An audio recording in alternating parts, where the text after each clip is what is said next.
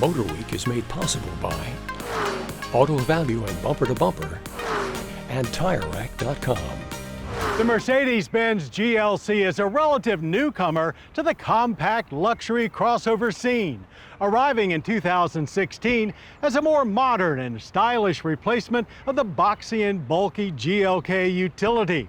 And now that it's on to its second generation, it appears to really be hitting its stride. So let's see if we can keep pace with the all-new GLC.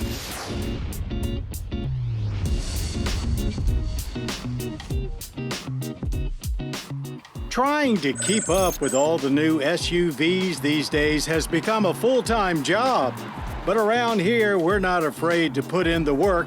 And by work, we mean driving this 2023 Mercedes-Benz GLC 300 for a couple of weeks so we can tell you all about it.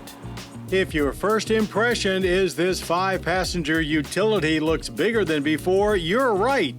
2.4 inches longer, but on the same 113.1-inch wheelbase. Most of that added length dedicated to the rear, making the proportions a bit more SUV-looking, but more importantly, adding significantly to cargo space. It's up 2.5 cubic feet over last year to 21.9, and a max of 56.3 cubic feet with the 40-20-40 split rear seatbacks folded. All accessed through a standard power liftgate. Up front, headlights are slimmer than before and now connect directly to the wide grille, which features a very prominent Mercedes logo with sidebars. 18-inch wheels are standard, 19s and 20s available. Things are much more of a departure inside. It doesn't feel any more spacious, but materials are softer and more luxurious, and the overall vibe more elegant, with flowing natural grain walnut wood dash trim and lots of content even in our mid-level exclusive outfitted tester. And certainly more high-tech looking with an 11.9-inch MBUX central touchscreen straight from the flagship S-Class. Behind that wheel is a tablet-style 12.3-inch digital display for instrumentation with options for sporty, classic, or understated themes, plus further customization from there. Powertrain freshness comes in the form of a 2-liter i4 turbo with a new 48-volt mild hybrid system, adding a bit of additional torque, but primarily in place to boost efficiency and smooth out the operation of the stop-start system. Output is 255 horsepower and 295 pound-feet of torque.